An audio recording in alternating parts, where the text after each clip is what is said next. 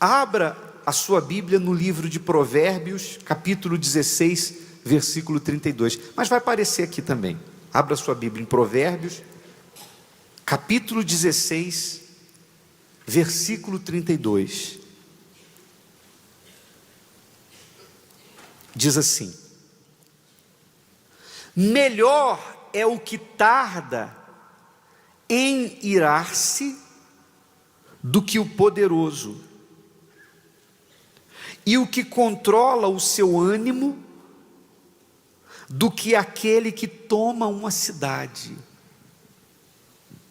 Na outra versão, revista e atualizada, fala que aquele que domina o seu espírito, aqui fala ânimo, é maior do que aquele que é herói de guerra e conquista uma cidade. Porque o maior inimigo do homem não é o diabo. O maior inimigo do homem é o próprio homem. É a natureza adâmica, é a natureza humana que todos nós temos. Não há homem que seja, ou mulher, não importa, não há pessoa que seja tão santa que não tenha instintos, que não tenha manifestações da sua carne, da sua natureza. Isso não existe. Enquanto nós estivermos neste vaso de barro, enquanto nesse mundo vivermos, a nossa carne, ela vai manifestar o instinto, a natureza dela. E vai nos encaminhar para irmos contra a disciplina do reino de Deus. Isso qualquer pessoa vai viver até o seu último dia de vida. Existem desejos que você vai ter que são lícitos, e existem desejos que você vai ter que são ilícitos. Mas qual é o segredo para que você resista o ímpeto da sua carne e não erre? Por exemplo, eu estou falando de desejos lícitos. É natural que de repente você diga assim: poxa, eu estou com a vontade de comer assim uma picanha grelhada, com um arroz bem soltinho e uma farofa com ovos. Tem gente que já até lambeu os beiços aí. Qual o problema? Se tiver bala na agulha, compra picanha. Quanto é que está o quilo da picanha? Não sei. Mas não tem nenhum problema, a menos que você seja também, aí já entra na obra da carne, a menos que você coma até passar mal. Aí a Bíblia diz que a pessoa, você caiu no pecado, a pessoa cai no pecado da glutonaria. E todo glutão vai ter problemas com a saúde, sim ou não? Se a pessoa não tiver domínio, ela vai chegar uma hora da idade que ela vai começar a fazer os exames e o médico vai dizer que está tudo desregulado ali. Mas não havendo isso, não tem nenhum problema você comer a picanha, você dizer: eu estou com vontade de comer um bom bacalhau, sei lá, um bacalhau com azeite português, com uma feijoada, uma senhora feijoada, não tem nenhum problema. São desejos lícitos, são desejos da carne, porque isso não vai alimentar o seu espírito, mas são desejos da natureza humana, mas que não implicam em nada, porque são desejos lícitos. Mas a mesma carne também, ela pode fazer você cobiçar uma mulher que não é a sua, você cobiçar um homem que não é o seu, você desejar uma vida sexual fora do casamento que é ilícita. A mesma carne vai levar você a se irar e guardar mágoa contra alguém que lhe fez o mal. Você vai ser tentado a odiar. a não perdoar.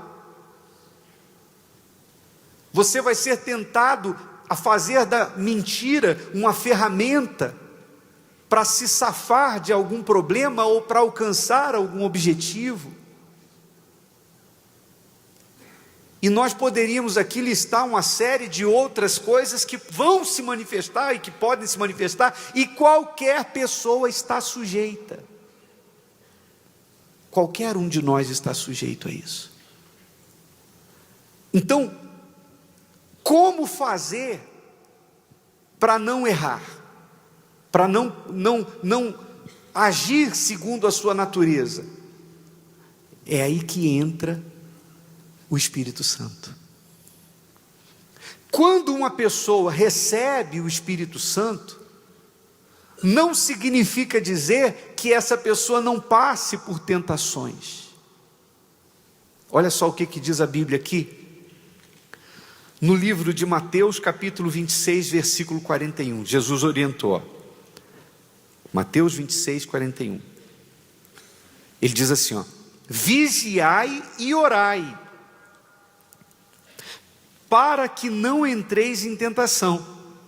Na verdade, o espírito com E minúsculo, significa o espírito humano.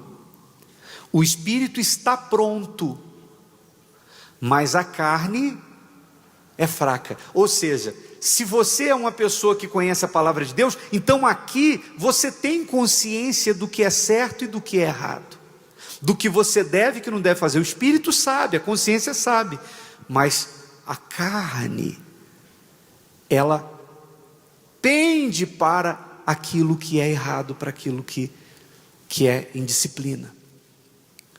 Então, você tem que lutar, eu tenho que lutar, até o último dia de vida nós vamos ter que lutar contra a nossa natureza. Negar a nossa própria vontade para fazermos a vontade de Deus. E agora, falando de Abraão, por que Abraão foi considerado o pai da fé? Por que mesmo sem ter feito milagres, comparado a Moisés que abriu o mar, a Elias que fez fogo descer do céu, a Daniel que entrou na cova dos leões, a Sadraque, Mesaque e Abednego que entraram no fogo, mesmo não tendo na trajetória da sua história milagres assim, mas Abraão foi escolhido por Deus para ser o pai na fé de todos esses heróis, e nosso também, e de todos aqueles que são chamados através do Senhor Jesus.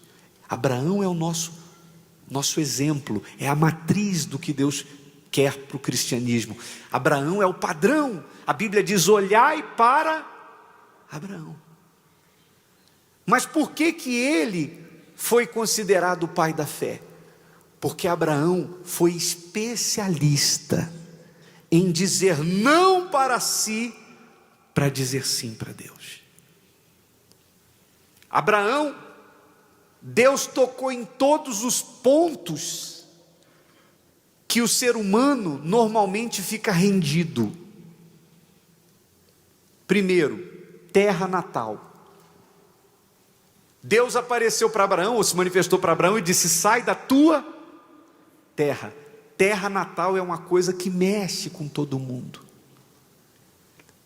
Há pessoas que estão vivendo hoje num lugar que é distante de onde nasceram, de onde foram criadas, e quando elas fazem algum tipo de comentário sobre o lugar que nasceram, elas falam com brilho nos olhos, minha terra.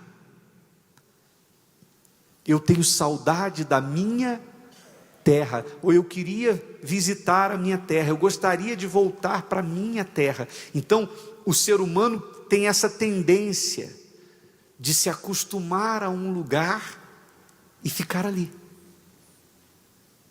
Tem gente que para mudar de uma rua para outra, ou de um bairro para o outro, ela fica, se ela precisar, ela se planeja, porque ela já acostumou com os vizinhos, ela já acostumou com o lugar, a padaria onde ela compra pão, o açougue onde ela compra carne, o mercado, ela já chama as pessoas pelo nome, as pessoas já chamam ela pelo nome, ela já sabe quando ela vai no médico, onde é que ela vai, ela já tem a vidinha dela ali, Então Abraão chegou aos 75 anos de idade e estava agora com a sua vida estabelecida em Harã. Até hoje existe a cidade de Harã, na Turquia, fronteira com a Síria. Está lá a cidade onde Deus falou com Abraão, está lá até hoje. Então ele vivia em Harã, ele tinha 75 anos de idade. Mas Deus disse: sai da tua terra. Então, primeira coisa, que é difícil de se desprender: terra. Segunda coisa, e da casa de teus pais. Ficar distante dos pais, distante dos parentes, não é para qualquer pessoa. Tem gente que não consegue, ela não suporta a dor da saudade. Sim ou não? Hoje em dia está até muito mais fácil, porque o mundo se tornou pequeno por causa da tecnologia, comunicação. A pessoa, se você tiver um filho agora lá no Japão, você pode não apenas falar com ele todos os dias, como vê-lo. Só você ter um bom 3G, um cartãozinho de 3G no seu celular e um aparelhozinho que tem vídeo, que você consegue não só falar, mas você vai ver ele todos os dias. Mas naquela época não tinha carta, não tinha fumacinha, não tinha pombo correio, não tinha nenhum tipo de comunicação, telefone com fio, sem fio, não tinha nada. Tchau, foi embora, você não sabe mais do que. Quem está me entendendo faz assim. Então Deus tirou Abraão, provou o coração de Abraão. Então quando Abraão saiu, ele precisou negar a si mesmo. E assim foi toda a vida dele. Ele não escolhia onde ele ia ficar. Ele ia para onde Deus mandava. E quando a gente fala para vocês, por exemplo, dessa coisa de não ter lugar fixo, nós pastores nós podemos falar disso com propriedade. Porque a gente não tem parada certa. Vocês que são membros da igreja, talvez quem esteja pela primeira vez não vai entender isso, mas vocês que são membros da igreja, vocês sabem quantos já passaram aqui, e tem gente que não sabe nem onde é que eles estão. Às vezes vem, fulano está onde? E o pastor fulano? E o Beltrano? Você não sabe, a gente está no exterior, está do outro lado do mundo, está lá numa ponta do Brasil. Então, o filho do homem não tem onde reclinar a cabeça. Então Abraão não tinha parada certa, ele ia onde Deus o mandava.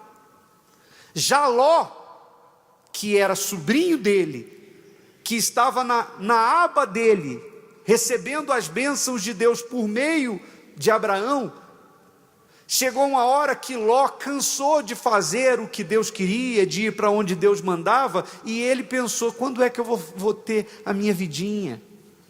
Poxa, meu tio é tão rico, mas mora no deserto. Eu queria ter casa, eu queria morar numa casa mesmo, eu queria ficar numa cidade, eu queria ficar num lugar. E aí quando eles já estavam bem ricos, e os rebanhos tinham crescido muito, a terra tinha dificuldade de sustentá-los, então ele decidiu pela separação. E você vê o que é a natureza humana e a natureza espiritual. Na hora de escolher para o lado que ia, Abraão abriu mão disso. Abraão disse: olha, meu sobrinho, está aí, a terra está aí, toda diante dos nossos olhos. Se você disser que vai para a direita, eu vou para a esquerda. Se você disser que vai para a esquerda, eu vou para a direita. E aí Ló olhou e viu as campinas do Jordão, uma terra atrativa diante dos olhos. Os olhos a visão é um instinto, não é isso? E ele viu que lá tinha cidade, é para onde ficava Sodoma. Então ele pensou: poxa, ali eu posso morar, posso criar minhas filhas, ali eu posso plantar, colher, me tornar um comerciante. Eu vou ter não vou ficar essa vida de andar para lá, Deus aparece, agora vai para cá, agora vai para lá. Não, eu vou fazer um pouco a vontade do meu coração. A natureza humana de Ló se manifestou. E ele então decidiu ir para Sodoma. E aí você sabe qual foi o fim de Ló. A cidade de Sodoma estava corrompida. Deus precisou tirá-lo às pressas porque a cidade foi destruída. A sua esposa, apegada à cidade, ficou olhando para trás na hora de sair, se converteu numa estátua de sal. ele viveu os seus últimos dias dentro de uma caverna, e as duas filhas o embriagaram e se relacionaram com ele, e ele foi pai dos próprios netos ou avô dos próprios filhos, e da sua descendência, das duas filhas, nasceram os amonitas e moabitas, que vieram a ser inimigos de Israel, descendência de Abraão. Tudo por quê? Porque Ló não conseguia dizer não para o coração dele, como Abraão conseguiu. Então Abraão, que foi o precursor do Evangelho, é a pessoa que serve de matriz, de padrão para a nossa fé. Olhai para Abraão. Se você quiser o reino de Deus, se você quiser ser salvo, se você quiser uma parceria com Deus, então, resumindo tudo o que eu falei, a frase é: negue-se a si mesmo. Lute contra os seus instintos, lute contra os seus impulsos, para você dizer não para si e dizer sim para Deus. Claro, aí tem um segredo que eu quero encerrar falando disso. Você tem que se esforçar, mas isso se torna mais acessível, vamos dizer assim, não é automático, quando você recebe o Espírito Santo. Porque o Espírito Santo é a mente de Deus na sua mente, te norteando, te guiando, falando com você, mesmo quando você vai embora para casa, mesmo quando você não está com a Bíblia aberta, o Espírito Santo te guiará a toda a verdade. Por isso que receber o batismo com o Espírito Santo não pode ser uma opção, é uma questão de sobrevivência da sua fé, para que você consiga permanecer, como nós temos visto aí, casos de pastores, como alguns bispos que já passaram dos 80 anos de idade, obreiras. Eu lembro de um senhor obreiro lá de Belo Horizonte, que tinha quase 100 anos, 90 e poucos anos, todo dia ele varria a porta da catedral. Eu passava, às vezes, na porta, ele estava com a vassoura lá. Obreiro, 90 e poucos anos. Seu Luiz, se eu não me engano. E aí, seu Luiz? Ele apertava minha mão com a força. E aí, bispo? Está na fé? Eu estou na fé. Está lá. Quer dizer, quantos anos você ainda vai viver? Você vai precisar vencer essa sua natureza. Eu vou precisar vencer a minha natureza. Quem nos guiará? Pastor, bispo, você vai depender de homens? Só o Espírito Santo para te fazer permanecer. Então, ter o Espírito Santo é uma questão de sobrevivência. Se Deus falou com você através desta mensagem, compartilhe. Inscreva-se em nosso canal e não esqueça de ativar o sino para ser notificado das próximas postagens.